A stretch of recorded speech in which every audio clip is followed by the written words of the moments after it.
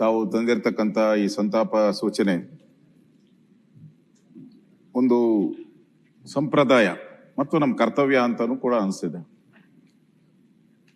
ಯಾರು ಈ ಸಮಾಜಕ್ಕೆ ಕೆಲಸ ಮಾಡಿದ್ದಾರೆ ಮತ್ತು ರಾಜಕೀಯ ರಂಗವಾಗಿ ಹಲವಾರು ನಾಯಕರುಗಳನ್ನ ಬೆಳೆಸಿರ್ತಾರೆ, ಉದ್ಯಮಿಯಾಗಿ ದೇಶದ ಸೇವೆಯನ್ನ ಮಾಡಿರ್ತಾರೆ. ಈ ತರದವ್ರನ್ನ ನೆನಪು ಮಾಡ್ಕೊಳ್ಳುವಂಥದ್ದು ನಮ್ಮ ಕರ್ತವ್ಯ. ಆ ದೃಷ್ಟಿಯಿಂದ ತಾವು ಈ ಸಂತಾಪ ಸೂಚನೆಯನ್ನ ತಂದಿದ್ದೀರಾ. ಕಳೆದ ಅಧಿವೇಶನ, ಈ ಅಧಿವೇಶನ ಮಧ್ಯೆ ಹಲವಾರು ಜನ ನಮ್ಮ ಜೊತೆಯಲ್ಲಿ ಕೆಲಸ ಮಾಡಿದವರು ಕೂಡ, ಮಂತ್ರಿಗಳಾಗಿ ಶಾಸಕರಾಗಿ ಕೆಲಸ ಮಾಡಿದವರು, ಉದ್ಯಮಿಗಳಾಗಿ ಸಮಾಜದಲ್ಲಿ ಕೆಲಸ ಮಾಡಿದವರು ನಮ್ಮ ಮಧ್ಯೆ ಇವತ್ತಿಲ್ಲ. ಪ್ರಮುಖವಾಗಿ ಮನೋಹರ್ ತಹಶೀಲ್ದಾರ್ ಅವರು ಕೂಡ ನಾನು ಶಾಸಕನಾಗಿದ್ದಾಗ ಇಲ್ಲಿ ಶಾಸಕರಾಗಿ ಮಂತ್ರಿಗಳಾಗಿ ಕೆಲಸ ಮಾಡಿದ್ದಾರೆ. ಸೊ ಹಾನಗಲ್ ವಿಧಾನಸಭೆಯಲ್ಲಿ ಬಹಳಷ್ಟು ವರ್ಷಗಳ ಕಾಲ ಶಾಸಕರಾಗಿದ್ದಾರೆ. ಅಲ್ಲಿ ನಮ್ಮ ಉದಾಸಿಯವರು ಕೂಡ ಅಲ್ಲೇ ಇದ್ರು. ಅವರು ಈಗ ನಮ್ಮ ಮಧ್ಯೆ ಇಲ್ಲ.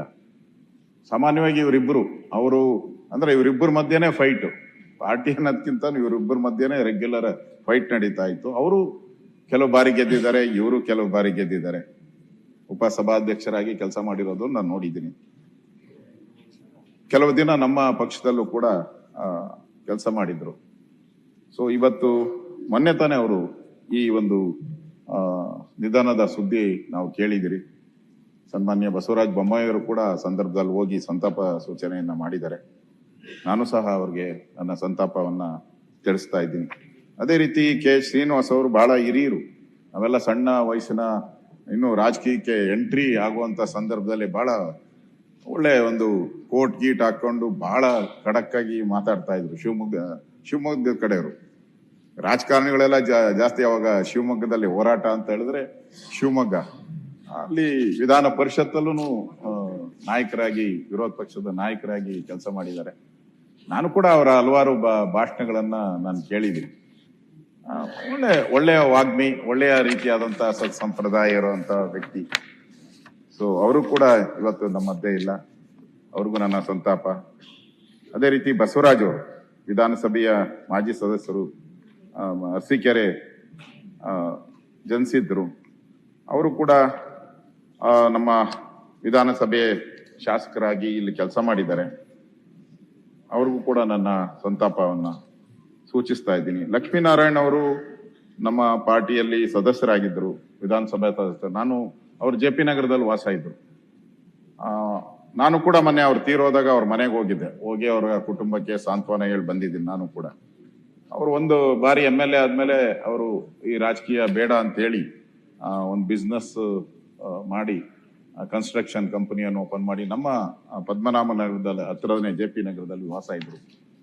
ಅವರು ನಿಧನ ಆದಾಗ ನಾನು ಸುದ್ದಿ ತಿಳಿದು ನಾನು ಹೋಗಿ ಅಲ್ಲಿ ಅವರ ಮನೆಯಲ್ಲಿ ಅವರಿಗೆ ಸಂತಾಪವನ್ನ ಹೇಳಿ ಬಂದಿದ್ದೀನಿ. ಅದೇ ರೀತಿ ವೆಂಕಟರೆಡ್ಡಿ ಮುದ್ನಾಳ್ ಅವರು ಕೂಡ ಈ ಸದನದ ಸದಸ್ಯರಾಗಿ ಯಾದಗಿರಿಯಲ್ಲಿ ಜನಿಸಿದ್ರು, ಕೃಷಿಕರಾಗಿ ಕೆಲಸ ಮಾಡಿದ್ದಾರೆ. ನೇರ ನುಡಿಯ ವ್ಯಕ್ತಿಯಾಗಿದ್ರು. ಅವರ ಒಂದು ಸಾವಿಗೆ ಕೂಡ ನಾನು ಸಂತಾಪ ಸೂಚಿಸ್ತೀನಿ. ಪ್ರಮುಖವಾಗಿ ರತನ್ ಟಾಟಾ ಅವರು, ಈಗಾಗಲೇ ಮಾನ್ಯ ಮುಖ್ಯಮಂತ್ರಿಗಳು ಅದರ ಬಗ್ಗೆ ಹೇಳಿದ್ದಾರೆ. ಅವರು ಕೈಗಾರಿಕೋದ್ಯಮಿ ಅನ್ನೋದಕ್ಕಿಂತನೂ ಕೂಡ ಅವರಿಗೆ ಪದ್ಮಭೂಷಣ ಕೊಟ್ಟಿದ್ದಾರೆ, ಪದ್ಮ ವಿಭೂಷಣ ಕೊಟ್ಟಿದ್ದಾರೆ. ಅದು ಕೇಂದ್ರ ಸರ್ಕಾರ ಕೊಡುವಂತ ಒಂದು ಗೌರವ ಪದವಿ. ಅದಕ್ಕಿಂತ ನನಗನ್ಸೋದು ಅವರು ಭಾರತದ ಜನಗಳ ಮನಸ್ಸಲ್ಲಿ ಅವರಿಗೆ ಪದ್ಮಭೂಷಣ ಸಿಕ್ಕಿದೆ. ಇಡೀ ಭಾರತದ ಜನ, ನಮ್ಮ ದೇಶದಲ್ಲಿ ಉದ್ಯಮಿಗಳಿಗೇನು ಕಡಿಮೆ ಇಲ್ಲ, ಬಿಸ್ನೆಸ್ ಮ್ಯಾನ್ಗೇನು ಕಡಿಮೆ ಇಲ್ಲ. ಸಾವಿರಾರು ಜನ, ಲಕ್ಷಾಂತರ ಜನ ಬಿಸ್ನೆಸ್ ಮ್ಯಾನ್ಗಳು ಬಂದಿದ್ದಾರೆ, ಹೋಗಿದ್ದಾರೆ. ಕೆಲವರು ಲಾಭ ಮಾಡಿ ಅವರ ಮುಂದಿನ ಜನಾಂಗಕ್ಕೆ, ಅವ್ರ ಜನಾಂಗಕ್ಕೆ ಕೊಟ್ಟೋಗಿದ್ದಾರೆ. ಅವ್ರ ಮಕ್ಕಳು ಮರಿ ಎಲ್ಲ ಕೊಟ್ಟೋಗಿದ್ದಾರೆ.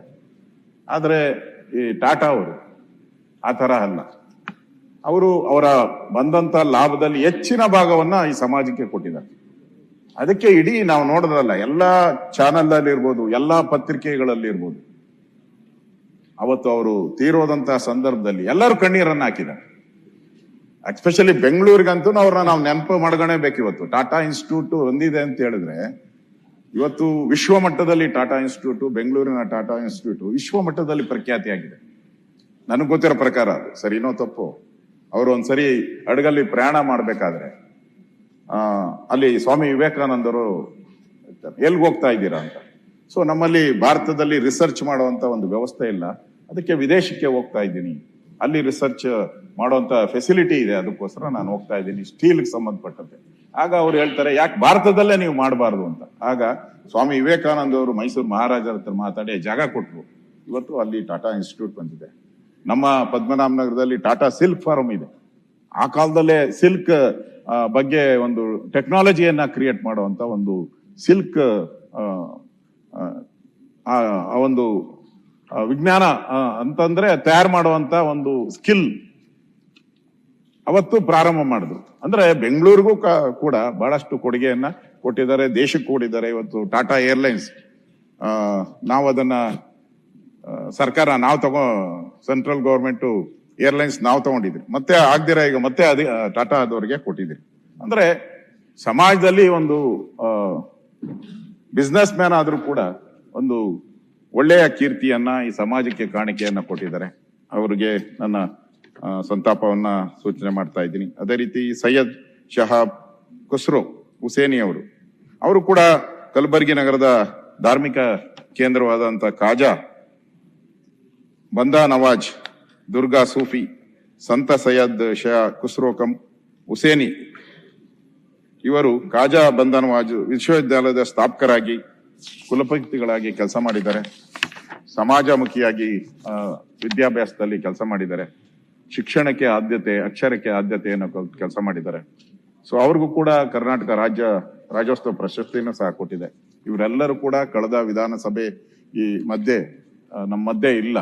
ಅವರ ಎಲ್ಲ ಕುಟುಂಬಗಳಿಗೂ ಈ ದುಃಖವನ್ನ ಭರಿಸುವಂತ ಶಕ್ತಿಯ ಭಗವಂತ ನೀಡ್ಲಿ ಅಂತ ಪ್ರಾರ್ಥನೆಯನ್ನು ಮಾಡ್ತಾ ಇದ್ದೀನಿ. ಜಿ ಕನ್ನಡ ನ್ಯೂಸ್ ಈಗ ನಿಮ್ಮ ಮನೆಯಲ್ಲೇ ನೋಡಿ. ಎಲ್ಲ ಕೇಬಲ್ಗಳಲ್ಲಿ ಈಗ ಲಭ್ಯ.